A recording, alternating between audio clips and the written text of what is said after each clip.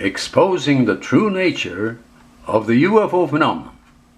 Quotes from Charles Upton. Here are some interesting quotes made by poet and metaphysician Charles Upton in 2012. Quote, "I believe that the powers that be are playing a game of both debunking the reality of UFOs and covertly planting evidence of their reality as a method of mass mind control, using a technique that I call subliminal contradiction." Here's another quote. "The disclosure movement has many sponsors who have military or intelligence backgrounds. It is dedicated to pressuring the government to come clean on what it knows about alien contact. Apparently, this is what government wants them to do." Here's another quote. "Pioneer rocket scientist Jack Parsons was a follower of black magician Aleister Crowley, an associate of L. Ron Hubbard, another follower of Crowley, who founded the Church of Scientology and had a background in naval intelligence. Parsons identified himself with Antichrist, dedicated himself to the destruction of Christianity, claimed to have met a Venusian in the Mojave Desert, performed pagan rituals at his launching, and went on to co-found the Aerojet Corporation and the Jet Propulsion Laboratory. He produced some of the first designs for the Pentagon. A crater was named after him on the dark side of the moon." Here's another quote. Example of deception activity. "Someone admitted to an American Air Force base catches a glimpse of an object resembling a UFO through an open hangar door. As soon as he sees it, the door is closed and he is told, 'You weren't supposed to see that.'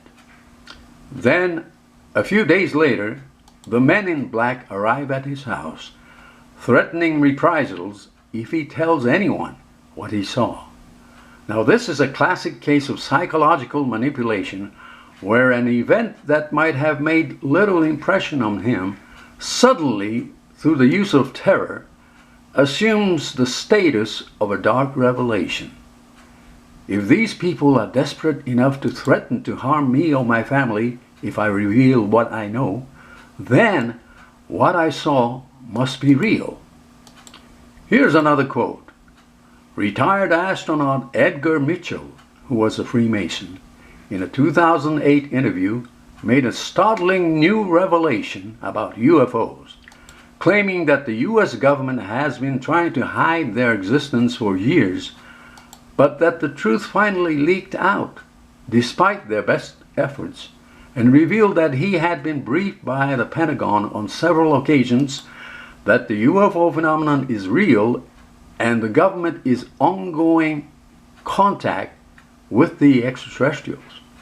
Now, why would the Pentagon reveal information to him that they hoped would never be made public when, judging by his past statements, he was all but certain to make it public, as he in fact did? Mitchell has long-standing involvement in paranormal research. He was the one who welcomed Uri Geller to the Stanford Research Institute.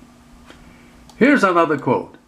A nuclear physicist named Jack Sarfati, a colleague of Uri Geller, and also of psychic investigator Andrea Puharich, who advised the Pentagon on the paranormal.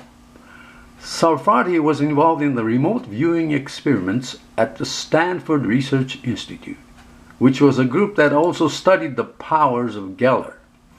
Experiments that involved the US Army, the CIA, the NSA, the DIA, and the National Security Council, on one occasion introduced Uri Geller to Steven Spielberg, producer of Close Encounters of the Third Kind. Here's another quote. The UFO phenomenon has three separate yet related aspects. Number one, it produces real material world events, detectable by radar and sometimes leaving behind physical traces. Number two, It is a psychic phenomenon that profoundly alters the consciousness of those exposed to it. Number 3, it is apparently surrounded by deception activities which mimic it, produced by human groups. We tend to consider these elements as mutually exclusive, but they are not. All three are explainable by demonic activity and invocation.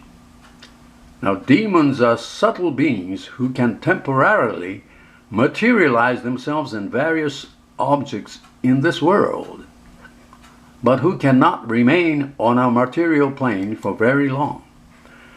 And the deception activities of human groups, besides being attempts to piggyback on a phenomenon that the deceivers didn't originate and can't control, may be designed not simply to imitate the alien to influence mass belief, but to actually invoke them.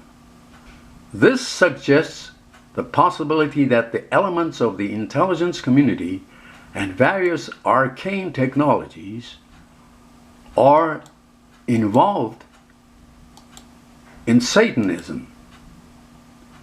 This is Norio Hayakawa from Rio Rancho, New Mexico, USA.